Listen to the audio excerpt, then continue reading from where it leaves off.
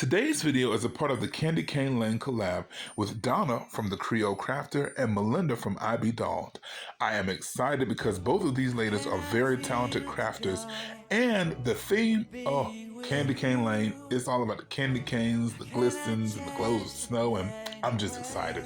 So let's jump right into these projects. For DIY number one, I'm going to start off with 10 of these tumbling tower blocks at first, because I'm going to need 2 sets of 5. Now what I'm doing is I'm going to take 5 of these and I'm gluing these together long ways just against a straight edge to make sure that these sets are really nice and flat, no wonkiness. I need these to be really nice and flush. So now I'm also going to bring in 4 of these tumbling tile blocks because I need 2 sets of 2. And again, I'm going to glue these together long ways as well. So as you can see, what I am doing, I'm going ahead and gluing these pieces together to form a rectangle. Once I have formed this rectangle, I will go ahead and hot glue this to the bottom of my piece of wood because I am making a riser. So for today's collaboration, we had to make a riser, a centerpiece, something with the truck, and also we had to make a sign. So I'm really excited about this video. So of course this first one is my riser. Now once I have again this rectangle done, I'm going to go ahead and take my hot glue and I'm going to adhere this to the bottom of my riser. After I have it in place, I've applied my pressure, it's not moving. I want to add a little bit more security to this by going ahead and placing some more of that glue on this inner seam of this bottom piece. So now that that's done, I want to go ahead and take this piece and give it a full coat of this matte white chalk paint. I don't want any distressing on this. I just want that stark white because I'm going for, like, you know, candy cane lane, snow, candy canes, red, white. That's what I'm going for. So once this is dried, this is what it will look like. So now I'm going to go ahead and take some of these rub-on transfers from Dollar Tree. There's different words like gather, wish, love, hope, family, strength. Words that, to me, represent the holiday season. So I'm just going to take these rub-on transfers and I am just going to go ahead and apply even pressure to these. Now some of these transfers didn't want to add right, but that's what happens when you craft. Sometimes things don't want to do right. But I went ahead and took these words and I applied these all around the perimeter, the top perimeter of this riser. So now that that is done, I'm going to go ahead and freehand some of the most adorable candy canes that I have ever seen. And I'm not saying it because I drew them, but they just really did come out there. So I'm taking my time, and y'all, it's been so long since I have freehanded anything, but I freehanded these candy canes crisscrossing. After I have freehanded these, what I did, which you will see, is I went ahead and brought in some of my red acrylic paints, and I just filled in those red stripes. So while I was drawing this, I was really careful with the number of stripes. I was like, red, white, red, white, red, white, red, white. I kept doing that while I was drawing out these candy canes. So after I was drawing these out, I'm going to take, again, my red acrylic paint. I'll fill in those stripes. And then what I wanted to do, well, the idea I had originally, it didn't work. But at the end, you will see exactly how cute this riser turned out to be. Because I brought in some black and I went ahead and outlined those candy canes and I added a piece of greenery to it and it really made it pop. So you'll see that at the end.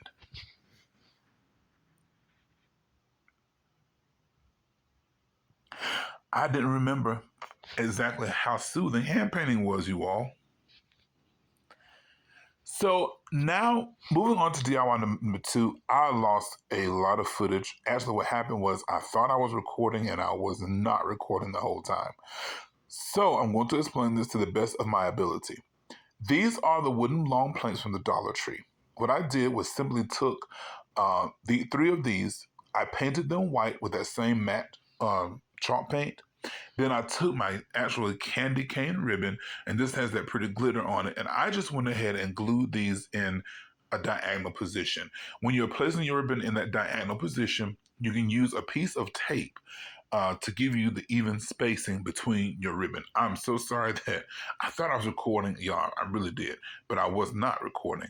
So again, doing your stripes, you just place the piece of tape between your first piece of ribbon, then you place your next piece of ribbon, glue that down, then you move your tape, and you continue to do that. So I had all three of these planks painted, and I have the ribbon on them with that beautiful candy cane theme. And on two of them, on opposite ends, you saw I just went ahead and wrapped some of that garland tie around and placed some beautiful frosted berries in the corner as well. So I found this sign, this DIY sign at the Dollar Tree. Now what I want to do is make, again, my sign. So to do this, I went ahead and lined up all three of these slats of wood. And I am using 2 pieces of scrap wood that I just had left from something else. And this is going to give me even spacing. So once I have my spaces even, everything is nice and straight and secure. Now I'm going to go ahead and take my hot glue, and I'm going to lay down the foundation of hot glue on the back of this DIY board, as well as on my candy cane backsplash, so to speak. I'm going to apply some nice pressure because I don't want this popping up before the glue dries. If you have any glue seepage like I did, all I did was went ahead and removed that glue and with my silicone tool, and it just really wiped away. So for a little bit more security, what I decided to do was to go ahead and take some staples, just put that in the back, and just give, again, some more stability. So here I am gluing those berries in the corners, but you could use whatever else that you like. So at the end, all I did was take these letters that came with the sign, and of course I had to spell out Candy Cane Lane. What else would be more appropriate for today's video other than Candy Cane Lane? So you will see how this looks at the end. Now for DIY number 3, this one is so cute, you guys. So for my red truck DIY, I had 2 of these signs from the Dollar Tree, a red one and this wood like bark looking one or distressed looking one. So what I decided to do, y'all know I love making a good old box. So what I did was I took my first sign, which is we're just gonna call it the bark sign. What I did was I placed my red truck, and this red truck came actually from a calendar. And I just went ahead and fussy cut all around it to get it off of the page. And I just went ahead and measured how long I need my longer pieces for this box to be. Once I did this, I went ahead and measured, of course, for both of them, and I marked it and I cut it down with my craft knife. Now, you guys have seen me do this numerous times. So what I did was, not only did I make my front and my back, I went ahead and made both of my sides, and I went ahead and cut 2 skinny pieces for the top. Yes, the top. You'll see exactly what I'm going to do. So now that I have everything cut out, I'm going to go ahead and place my hot glue on the very edge because I need these pieces to line up. When I say I need these sides and these side pieces to line up, I want both of these pieces to be on the inside of my front and my back. So as you see, I went ahead and I laid my hot glue down, and then I placed my first side up against the front. I placed another piece of wood in the corner, just of course to give me more durability with this project. I'm going to go ahead and do the same thing on the other side, lay down my hot glue, and I put the side right into that glue, adding another piece of wood. And I will do this for the back piece. What I love about these signs is that the colors are so vibrant, and I didn't have to paint nothing, y'all, besides the Mod Podge that I used for the red truck.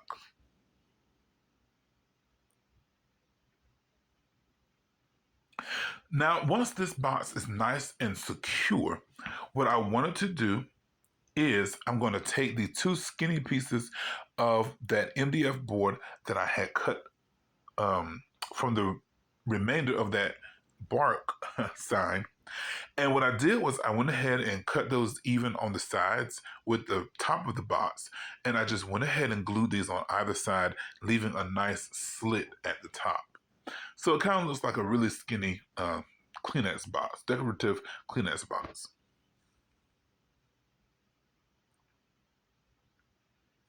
If you are enjoying today's video, please, please, please make sure that you leave a comment, leave a thumbs up, make sure that you're subscribed, and you can also share if you would like. That really does help me out. It goes a long way, and it lets YouTube know that you like what I'm bringing to you. And make sure that you go check out Donna from the Creole Crafter and Malinda from I Be Dolled. I'm going to have their information down in the description box below so that you can go check them out. And please make sure that you tell them that Ray sent you.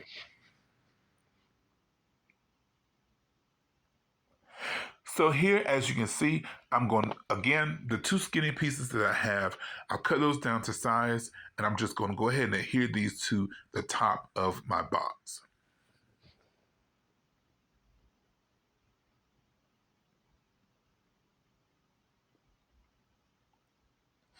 Now for DIY number 4, which is my centerpiece, this is going to play a big part, and you will see why in just a minute. Now that this box is complete, I want to go ahead and now take my red truck and I want to lay down a nice little foundation of Mod Podge. Now, what I have figured out with Mod Podge and decoupaging is that when you lay down your layer of Mod Podge, you can't be excessive with it, but you can't be too skimpy with it either. It has to be just about the right amount. So I just made sure that I took this Mod Podge and I placed a nice even layer on the top of this wood, well, the box, excuse me. Then I laid down my red truck, and then I began to go ahead and bring in my Mod Podge, moving expeditiously to cover and seal this red truck in. Now, I saw that there were areas on each end of the truck that was not secure, so I just took my brush, lifted the end up a little bit, and I placed the Mod Podge underneath, and I went ahead and made sure that that was nice and flat. Now, when I came across any air bubbles or wrinkles, now you see with this brush, I'm able to apply a little bit of pressure, not too much because I didn't want to rip the paper. I was able to apply a little bit of pressure and push out those air bubbles and to push out those wrinkles.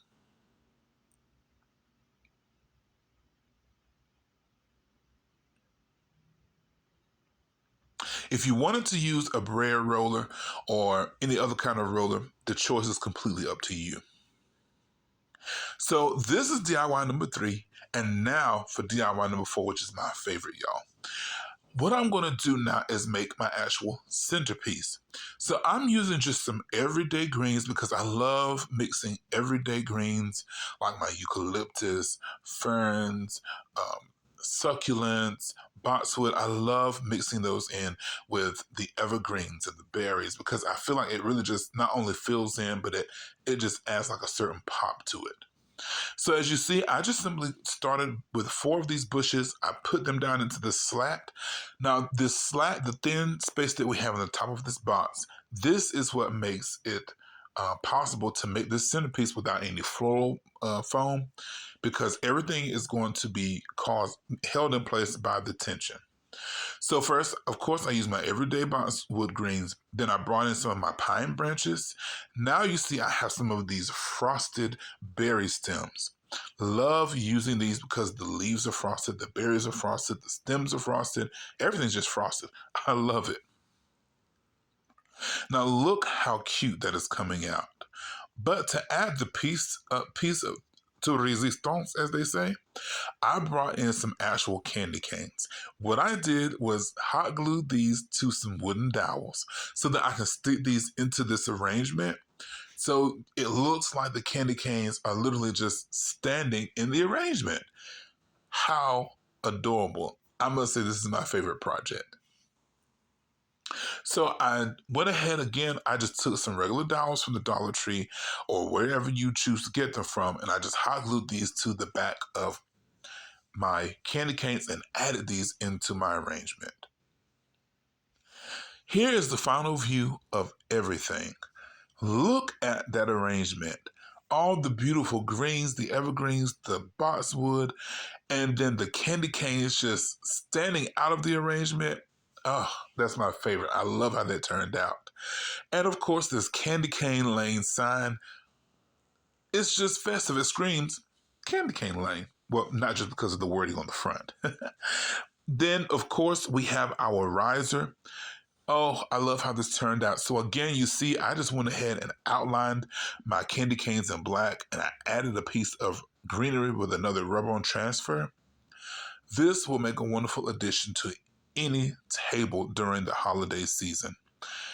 The red truck, I'm quite impressed with how that turned out. Well, as always, my prayer for you is that you continue to stay blessed and you continue to stay healthy. Thank you so much for being here. I love you. I can't do this without you. Blessings in Jesus' name. Bye-bye.